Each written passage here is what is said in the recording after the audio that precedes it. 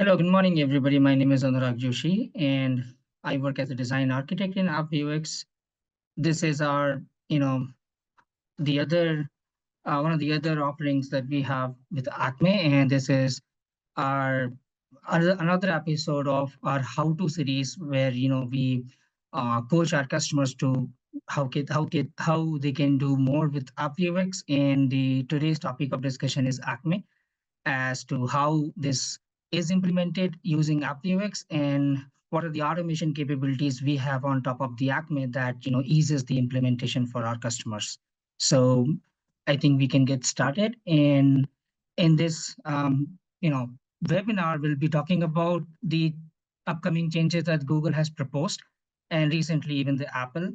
Along with that, we'll have the labs for the certbot and the WinACME, and we'll be showcasing our capabilities where we have the automation on top of the ACME, usual ACME method where, the automation for creating the DNS records or even the IP validation as the challenge method that we have proposed. So let's begin to this. So as I said, my name is Anurag Joshi, and for the folks just join, this is the webinar we are hosting for the ACME. All right. So this slides, talks about the Google's proposal for the 90-day certificate validity.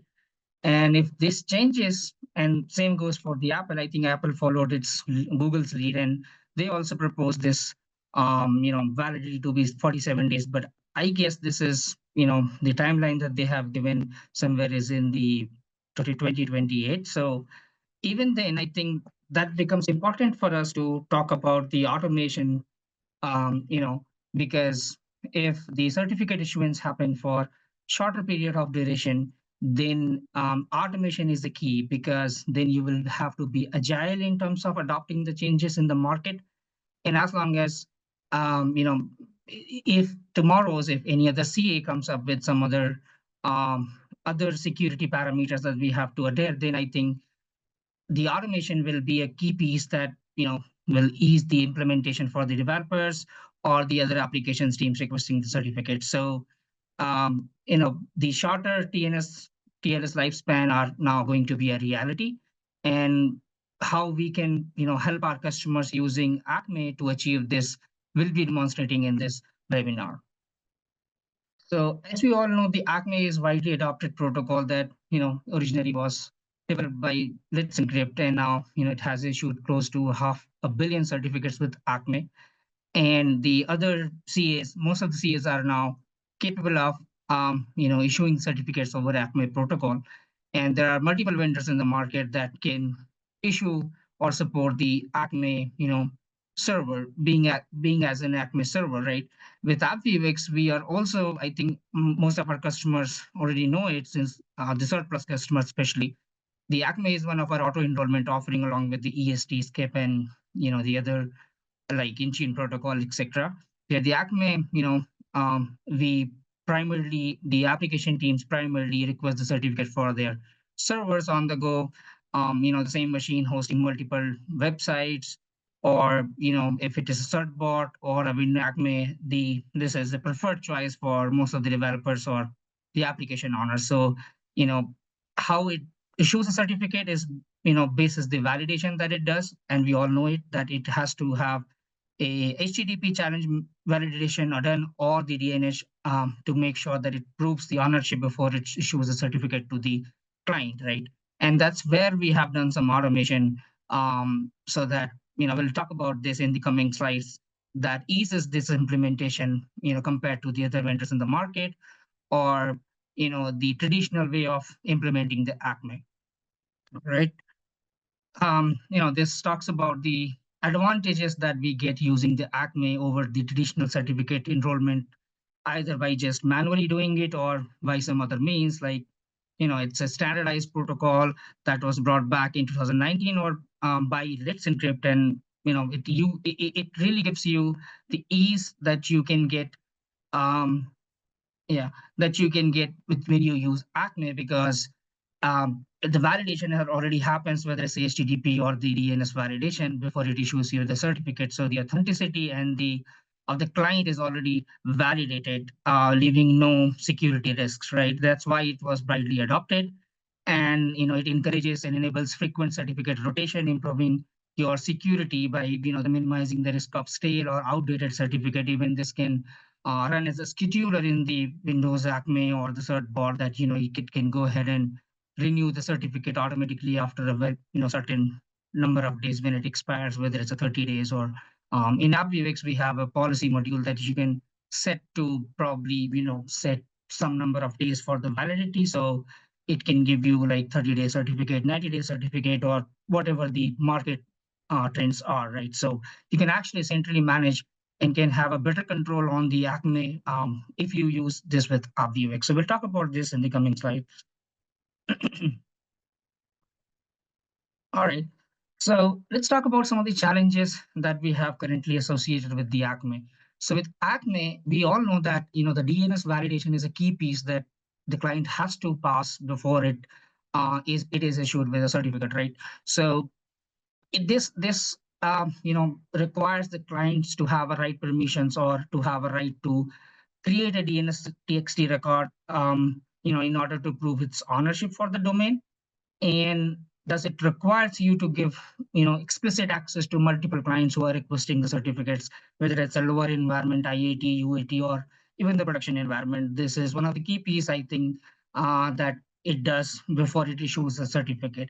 Or you also have the HTTP validation. We all know that this is slightly depreciated in the market because of the risk associated, and if it is not a web server, it becomes a little difficult for the application owners to open the port 80 for the inbound connection in order for server to validate the hosted domains that it is hosting on its machine. So it has certain challenges for sure, because we have met certain customers, or a couple of customers, where we have implemented this, and thus it motivated us to do some sort of an automation here, so that it can minimize some of this housekeeping, or you would say some of these permissions or access that you have to explicitly give to the client in order for them to request a certificate. All right. Let's talk about how, I think we already talked about this, but this diagram shows how, in a conventional cert bot or the WinACME client method, how you get a certificate, right? The client requests a cert, and it sends a certificate order, that is, it contains all the SANs that it needs a certificate for. And then the client asks the server, to update the DNS with the challenge token, right? This is the piece where the client has to have the access to the DNS server. And then once the verification is done via the server, if it has actually created the TXT record in the DNS, then it's only issues the certificate. That's how the traditional method worked, right? So this is it. This is for the native, and we still support it. I mean, we have recently added 2 more, validation methods, but this is our default one that works with the native ACME client, especially. Now, we call it as enterprise secure ACME capabilities, and AVX one is our new platform that we have recently launched. And with its new capabilities, we are pretty much, automating these some of these access related thing and the challenges that we have seen, whether it's an HTTP or the DNS based challenge, and we're calling this as a enterprise secure ACME capabilities. So let's look at this diagram and how this is going to work if the AppViewX is in the picture right now. So you see we have AppViewX acting as an ACME server, and in the backend it's talking to, could be NEC, because we are very much vendor agnostic, and we have integration with most of the CS that are there in the market, whether it's a DigiCert, GoDaddy, or any public, or the Microsoft C, or any internal CS, right? So you have an ACME server set up at the AppViewX, and in the backend it's going to talk to your CA.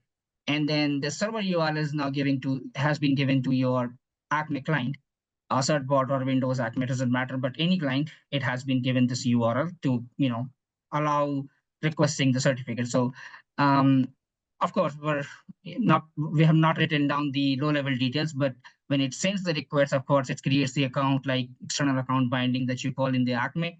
And this is of course a very much first time job. And even there, we have introduced some automation that we'll be seeing in the lab side of it. So once the certificate request is made from the client issues, the server issues a challenge token to ACME client, right? So if you see with Enterprise Secure, earlier, the ACME client had to create a TXT record on the DNS. Now, what would happen here is that we will have the capabilities to do this record creation and deletion on the DNS, and this is the information that you have to supply to the AppViewX. So let's say you're using InfoBlocks, and that InfoBlocks has to be integrated with AppViewX in order for AppViewX to write this TXT record in the DNS, so that you don't have to explicitly give the permissions to each and every client in your infrastructure to write something on the DNS, right? And once AppViewX goes ahead and creates the challenge, whether it's creating the TXT record, or in the another method we have, which we will have the slide later, the other method as well, where we have, if you see, we have verification of the client's IP resolving to the domain that it has requested a certificate for. So typically, in the typical approach, you provide the access to the DNS from the client, but in here, you just have to give the access to AppViewX, and then rest it will take care. So once the client requests the certificate, depending upon the challenge validation that the client has said, the AppViewX will go ahead and create the TXT record on behalf of the client. And in the another method, it's going to validate the, client's IP that is resolving for the domain, that is the ANAME record. So let's say if a client is requesting a certificate for www.appvx.com, or in that case, in the first method, it's going to go create a TXT record in the DNS. And in the second method, it's going to validate if the client's IP is resolving to the domain that it has requested the certificate. So that's the automation that we have done, which is going to ease some of this implementation and the access related issues, and can be widely adopted in the lower or the higher production environments, just like that. So all right. With ACME, as I spoke about this before, we can actually set this with the policy module to issue the certificate that are valid for 90 days, 30 days, 45 days, doesn't matter. You don't really have to go ahead and plan your entire security thing for the changes that are going to happen in the market, but rather this can just be controlled with the policies that we have with the AppViewX. So any changes, whether it's a CA side or at the protocol level, or any sort of such changes, can be actually tackled very well with AppViewX. And whether it's a renewal, regeneration, revocation, or the other CLM operations over ACME are pretty much supported with AppViewX. Now, we also have the CA switch capabilities. Like, I think you guys must have heard about the recent distrust about the interest that Google has distrusted interest certificate, right? In such a scenarios, when this happens, I think it becomes very important for us to have the automation in place, so that you don't have to really identify and go ahead and find all the certificate that you need to probably switch to other CAs, but rather you already be having such a huge inventory of the certificates that you can actually leverage AppViewX to switch the certificates for, right? And that's one of the other things that we have with the AppViewX, the CA switch,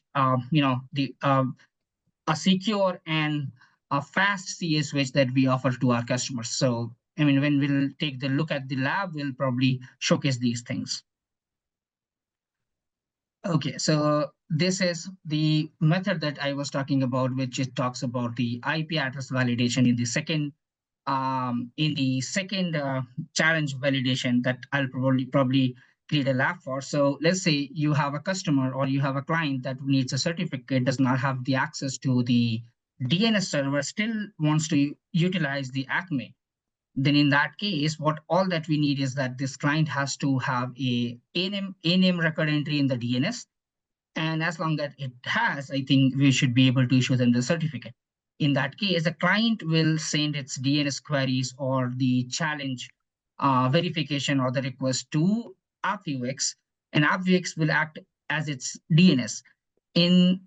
We have three methods as strict, any, and none. So let's say if you do a strict, then in that case, the client has to have a name resolving to its domain that it is requesting the certificate for. And if it is any, then if you have multiple SAN in the same request, it just one of them has to have the a name record resolution done. And in none, we're not going to verify any of this a name, but just go ahead and issue them the certificate. So you see, for the testing purposes, this can actually be very beneficial for the developers or the application owners for any sort of new feature, or even the production testing can be done. So this is what we have as part of the DNS challenge. And now let's talk about the flow that we have here with enterprise secure DNS challenge validation automation. So once the client requests the certificate, the server that is ACME server hosted on the AppViewX sends the DNS challenge records, and the client sends the update TXT record. And now the client does not go to the actual Infoblox DNS or any DNS for that matter, but rather AppViewX, if you see, is going to go to your DNS to create and delete DNS record, which is a TXT record. I mean, I'll probably demonstrate this live in the lab right now after the slides. But if you see on the step number 5, it goes and adds a DNS record, right? And then it goes and issues the certificate to the client. So now the client does not have to actually go to the DNS. That's the automation that we were talking about some time back. So with this, it's really very easy for implementing ACME for any customer. Now, the other piece that we have something called as in the advanced setting is allow domain names. So you can actually restrict your clients to request a certificate for some domains, like kind of a whitelisting. Only these domains are allowed. Anything that is coming in the request apart from these domain will anyway be rejected. So, giving you more control on the security side, so that not just, the application owner or the developers cannot request the certificate for any domain, or even if there's some, typo error in the request, this request is anyway going to be rejected, rather, getting them a certificate issued without this validation. So, and this is the method that I was talking about, which talks about the secure strict challenge. So in this, as I said, the client has to resolve the A-name record for the for the request that it is making. So if it is making a request for www.avx.com, it has to have an A record done in the DNS. So what will happen in this case is, once the client sends a certificate request, the AppViewX in the last step goes ahead and resolves the domain name that it has asked AppViewX to create the certificate for, and it has to match with the client's IP address if it is a secure strict challenge. If it does not happen, then the request is going to fail and the client will not be issued a certificate. This is like for the secure strict challenge. I think this one is the same slide. And then as I was talking about the ignore challenge. So if you set the ignore, irrespective of you having the DNS entry done in your DNS, whether for your common name or the other SANs that you are requesting the certificate for, the success message will be sent from the AppViewX server to ACME client with no validation. This is important for some of these internal testing where the clients do not want actually to have any validation done, just need a certificate for the continuing the testings, etc. So now these are some of the commands that you guys are pretty much familiar with, the native certbot command. However, with AppViewX, there are some tweaks in between, because we have something called as a virtual environment that we have recently allowed our customers to get into when they execute the command over certbot.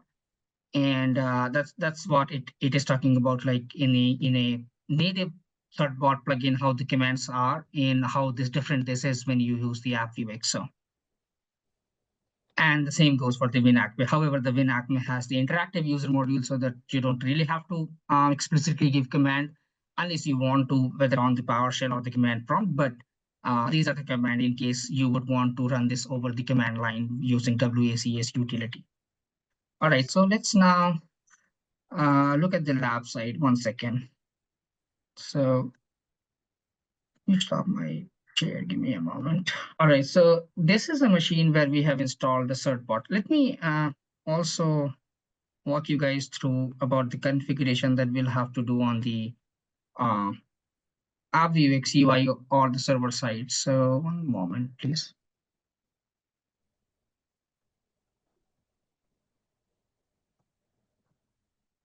So this is a AppViewX UI. So this is one of my lab instance that I am actually using to demonstrate.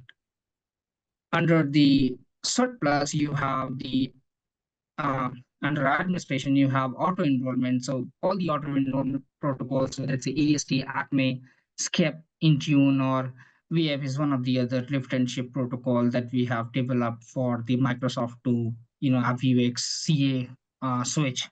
But let's talk about the ACME here. So if you go to the ACME, so if you see, I have created a couple of these server URLs. Acme test underbar DNS, underbar DNS demo. We'll be using one of these. So let's talk about the configuration here. So if I do an add one, or let me pick one existing one. So I'm sure you guys are familiar about the fields here, but this is typically your cloud connector host name or the IP address that you will be using as the server URL.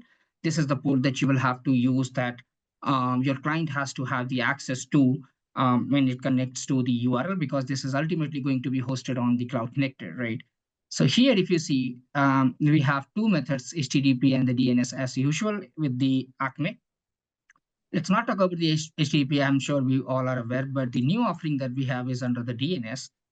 So we have the default DNS and the enterprise secure challenge, as you see on the screen. So as I was talking about the default, it's no change. It's going to work the same way that it used to work with the default certbot or the WinAcme client. And in the DNS challenge, however, when you go, it asks you make sure that you onboard your DNS server in the integration hub. So if you go to the integration hub, you'll see that I have already onboarded an infoblox server in the inventory because it ultimately has to have the access to write the TXT record. And onboarding a DNS vendor is pretty much easier, like anything. So if you see just the basic details that it needs to have, and once the credentials are parsed, you'll have the in the integration hub, you'll have the infoblox added. So once this is done, this is the field that I was talking about, where you can actually whitelist the domain that you want to have the certificates allowed for the developers to request. And the other section talks about the CA. So for the demonstration, I'm using the AppViewX CA. Let me also talk about the AppViewX CA. This is actually a testing CA that we have for developers or the application owners to test their application, that you can just spin just like that. And so in my lab right now, I'm using this AppViewX CA for the demonstration. So I created a group, or probably you can group this in the default, and you have to select your CA depending on the integration that you have, right? It could be DigiCert, it could be any CA for that matter.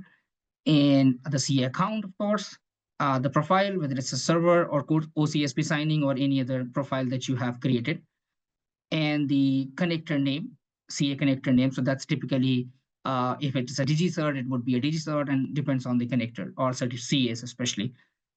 This is the piece that I was talking about during the slide. So you can actually restrict your users to get the certificate for 30 days, 45 days, 90 days, or any number of days, that it allows the users to request the certificate. Under the advanced settings, you have these, sections that talks about the fetch certificate parameters. So I'm sure we know that in the native certbot utility or the ACME implementation, you can actually you're not allowed, or you cannot actually add custom certificate attributes, right? But with AppViewX, what it does is, if you do an yes, what will happen is the group that you have selected will have a policy mapped to it. Let's say if I talk about this, will have a policy mapped as a, you can specify your attributes. If you see here, you can probably OUs, organization unit, locality, state, etc. So that can be parsed into the CSR, and it will be fetched from the policy if you do any yes here. All right. And apart from that, you have restrict revocation that are, restricts users or the clients to revoke their certificate, because the ACME will anyway pull the certificates once they are about to expire. So there's no need to revoke the certificate. I mean, unless it's checked as yes or no. Or you can restrict the users to issue the wildcard certificate.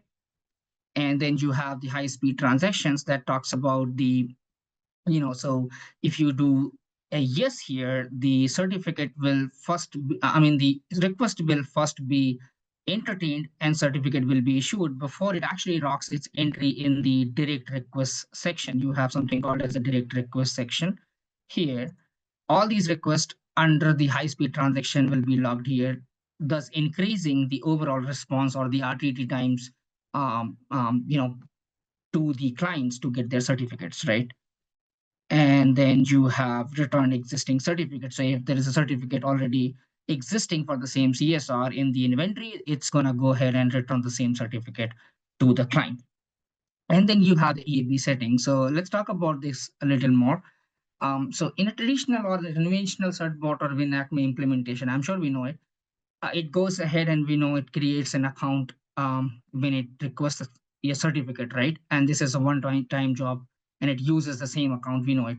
But here what we have done is, apart from that, on top of it, we have implemented something called as an HMAC or EAB algorithm. So it can be dynamic, it can be static. So if you do a static here, let's say, it will go ahead and generate a key identifier in HMAC value that you have to supply to your client in order to request a certificate. So apart from the user ID or the credentials, that they are using, they also have to supply these two values in order to get the certificate. And if you do a dynamic, the user should be part of the user group existing in the AppViewX, and they can get the HMAC or the key identifier over email like this. If you see this screen here, it says the user has been given an HMAC value and key identifier to use with for their ACME request. So it's really gives you a control even on the account creation, and these can be rotated as well.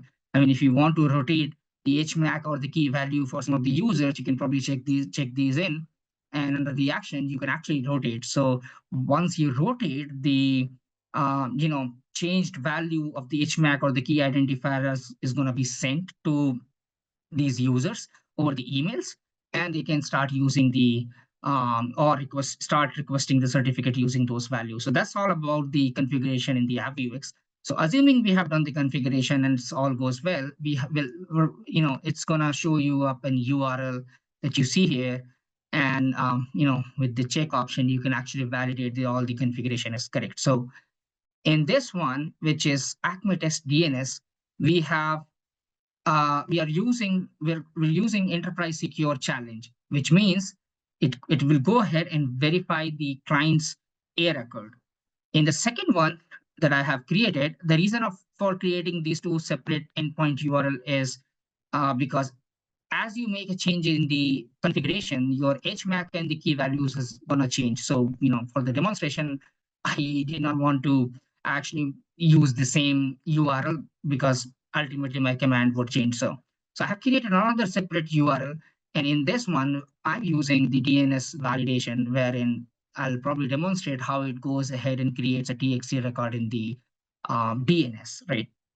So that's all about the server-side configuration. So let's go ahead and see how does this work in the client side, whether it's a certbot or the Windows ACME client. So let me switch to my lab. All right, so all that I did here, let me, from the scratch.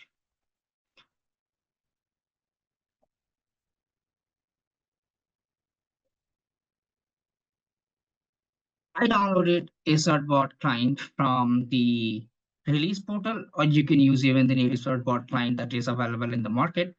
And I extracted this under this directory, which is this one. And here under certbot is where we are going to run the commands from. Okay. This is what I was talking about under, something about the virtual environment. So, all these custom certificate attribute or the DNS creation or the other automations are supported under this module. So if you go ahead and create, activate this, you'll have to probably activate this virtual environment before you go ahead and issue a certificate. So let me activate this one. All right, 1 second.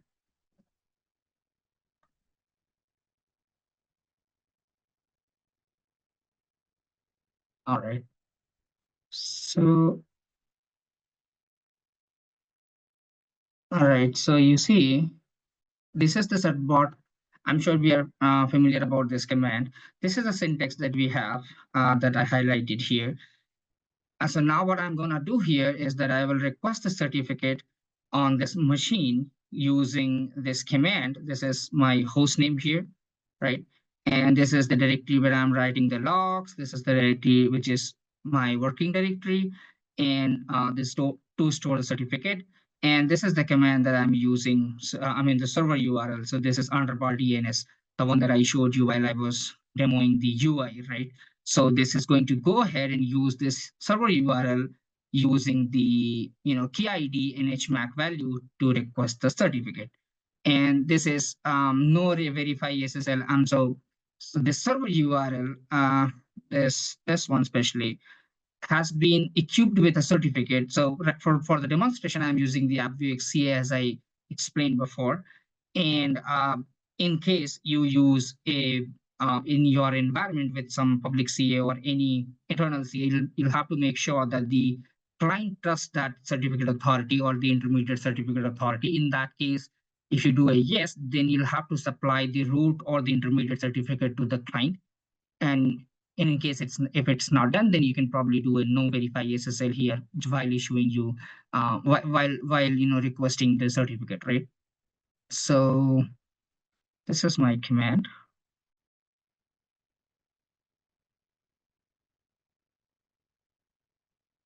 All right.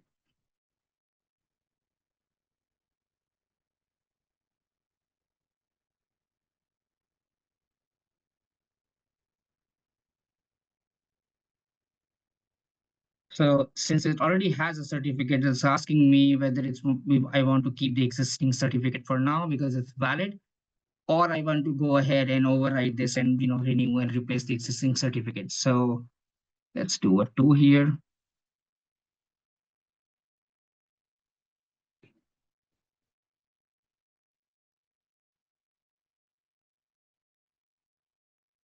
So in this step right now, it's probably validating the A record of the client requesting the certificate for its SANs or the common names, etc.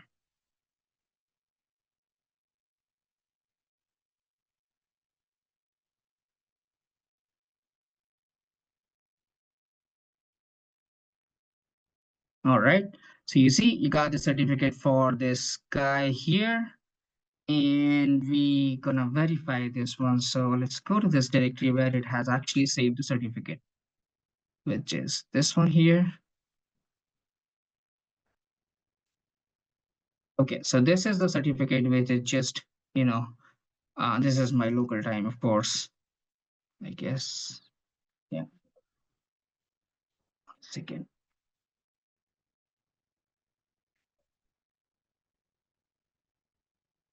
So you saw under the live directory, it actually, pulled the certificate and placed.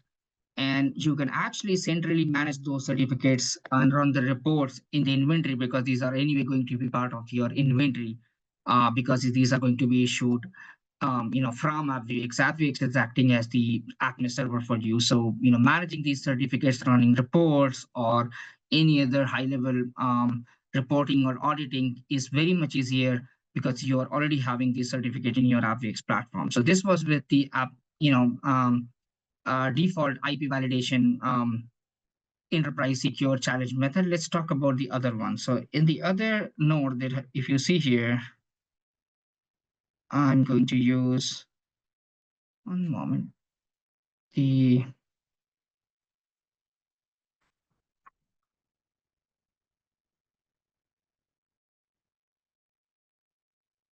all right. So let's use the other challenge method.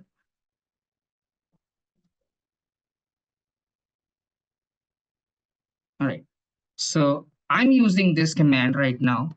Let me also demonstrate how this command is going to work. So I have added info blocks as my DNS in the integration hub. And this is actually a zone that we have created in the DNS that I'm requesting the certificate for. And the rest of the things remain same, whether it's a configuration directory, work directory, or the EAB or the HMAC value. Of course, you'll have to get a new value in case you're changing the challenge validation in an existing URL. If it is a new URL, that's fine. So let me see how does it actually create the TXT record. And I'll probably be sharing my screen so that I can demonstrate the info blocks part as well. Give me a moment. This is the info blocks that I have. Let me log into this guy real quick.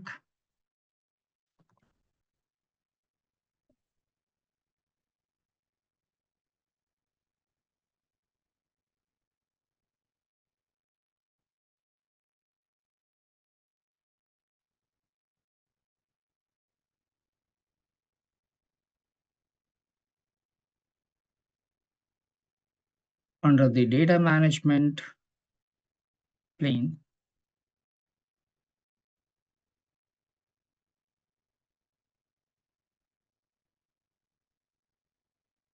this is the zone that I have created, which is acmetest.info. And in this, it's going to go ahead and create a new ACME challenge record. So let's go ahead and request a certificate. All right. I'm going to hit enter. I'm going to do renew and replace a certificate. And let's wait. So I hope you guys are able to see the info blocks console. You see this had just came in here. I'm sure we are able to see this. So this is ACME challenge TXT record that AppViewX has created on behalf of the client, and it's going to also delete this record once the validation is completed. So if I do a refresh, it's probably going to go away. And I think by now the certificate must have been issued. So let me refresh, and you see this is now just popped out. So here you got the certificate, the validation was done using the AVX. The AVX had already the record or the details about your info block. So that's how it went ahead and created a TXT record on behalf of the client. And client was never needed to have the access to the DNS. So that's the automation that we are talking about. And that is really going to change how we think about the ACME. All right. So this was for the Linux or the Ubuntu or the certbot client, especially. I was using Ubuntu machine here. Now let's demonstrate on the Windows machine and how does it actually go ahead and create these things. So give me a moment. This is the Windows machine where I am right now in. So what I did actually is that I downloaded a WinAcme client from the release portal. I mean, we are hosting, we have all these packages available in our release portal where customer can go ahead and download. And once you download, you can extract, and whichever directory you extract, like in my case, I have extracted under program files or WinAcme version 3. Under this, you have a settings file. And in this settings file, you're probably specifying the URL that you are going to use as your ACME server, right? So in my case, I'm using this one as my URL.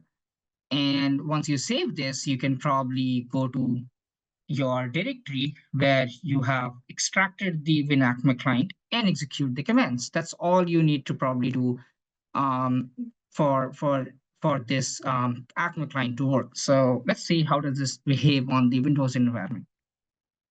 All right, so I'm actually using my command prompt because it's pretty much faster than actually going to go ahead and on the interactive mode and doing yes and no and all that. So let's, for the demonstration, use the command, which is a WACS utility provided with the ACME client. package. So let's talk about the, all right. So this is the syntax, which is what I'm specifying that AppViewX info blocks is my DNS, and I need a certificate for this guy, DNS challenge dot ACME test dot info. Right, I supplied my EAB key identifier and the HMAC values, and that's all I need, and of course the email address. And for this to work, you need to make sure that the user does have the access to the server, which means a account or the HMAC value has been supplied to them. All right, let's see how does this go ahead.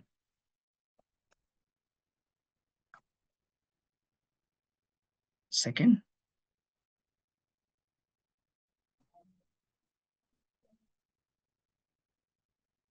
it's loading.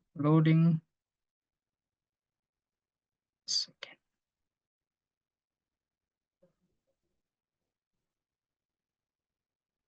I'm also going to verify this on the DNS.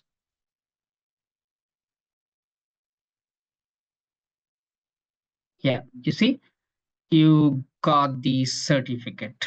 Says already in the store. You can actually go ahead and validate this in the certificate store of the window. So today, which is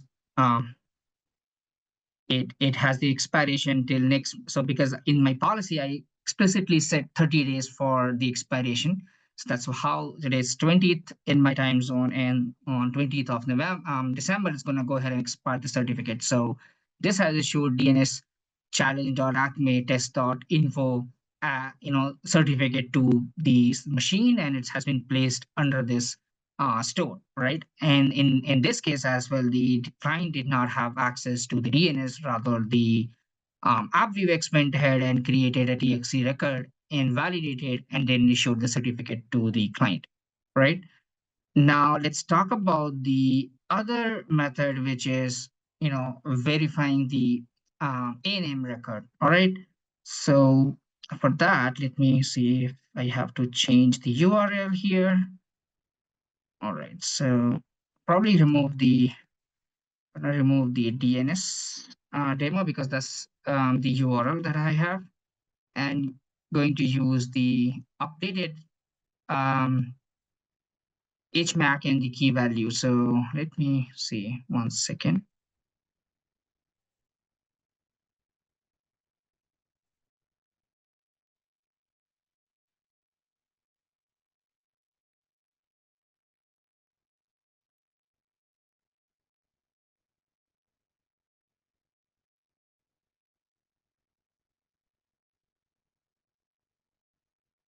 So this is my file, which I'm going to modify because I'm going to go ahead and use the different challenge method. So yeah, this was my ACME server, which is working as, for the enterprise security and its challenge validation. All right, so that's all I needed. And for the DNS challenge to work, this is my command. I mean, in this, of course, I have pasted down the updated HMAC and the key ID. So I'm gonna copy this. Let's use it.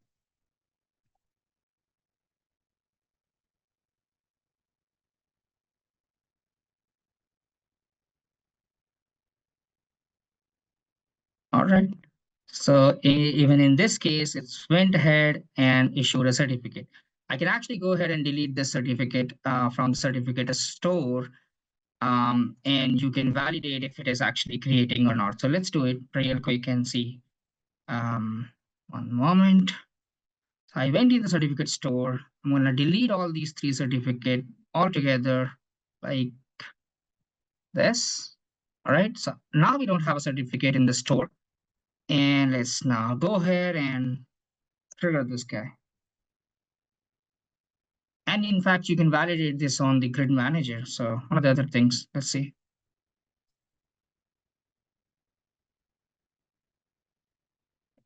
I think this was the, yeah, it has actually issued the certificate, you see. And we can validate this in the certificate store. So which is this one here. Let's refresh and you get a new one, right? So you got a certificate just right now using the challenge that I specified as, enterprise secure challenge, where it just check the IP, ARIM record for the client. And if I want to use the TXT record one, I'll just have to modify this to have the right URL, which is in my case is underbar demo. I'm gonna save this and let's run the other one again because I deleted the certificate, right? So it does not have the DNS common name certificate, right? So let's issue the certificate from one moment.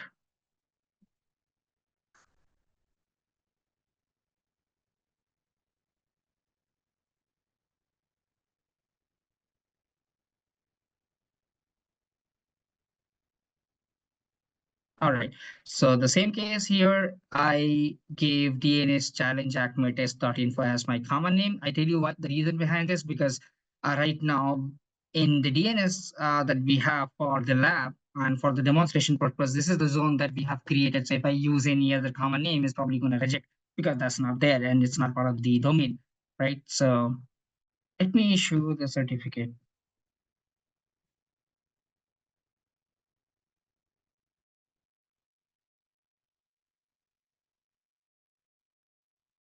Second.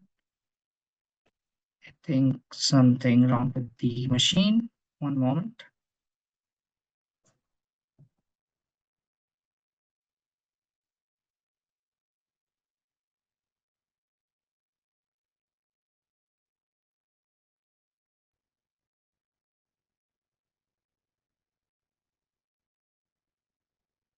Yeah. And now let's go back quickly to see the DNS. Right. Let's refresh.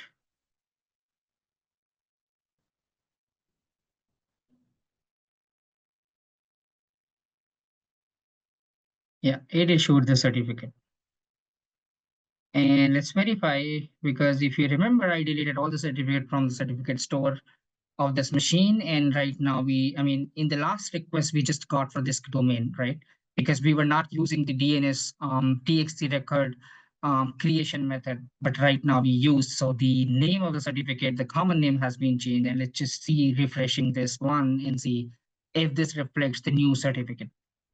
All right, so you got the DNS challenge acmetest.info, which is a newly issued certificate. So I demonstrated you how you can actually leverage AppViewX to issue the certificate for the certbot or the WinACME clients, and where you don't have to actually give explicit access to the client to uh, either port 80 if it is an HTTP validation or the access to the DNS server in order to create a record. Rather, all relies on the AppViewX. So that's the automation that we were talking about. It's pretty much easy, convenient, time saving, and pretty much easy to adopt for the teams as well. So that's pretty much from my side, I would say. And we'll go through the questions, answers, and we'll see how. Oh, give me a moment. Let me stop my share. So these are the commands that we used, so for certbot or the WinACME client. And now, as I was speaking about the IP validation, so I know in the traditional method you do the DNS record validation when the client creates a TXT record, but in our offering we have something called as the secure IP validation as part of the enterprise secure ACME challenge, and where you don't need a DNS credential, the client does not need to have or have the access to, and it's very flexible and easy to adopt. All right then, thank you so much everyone.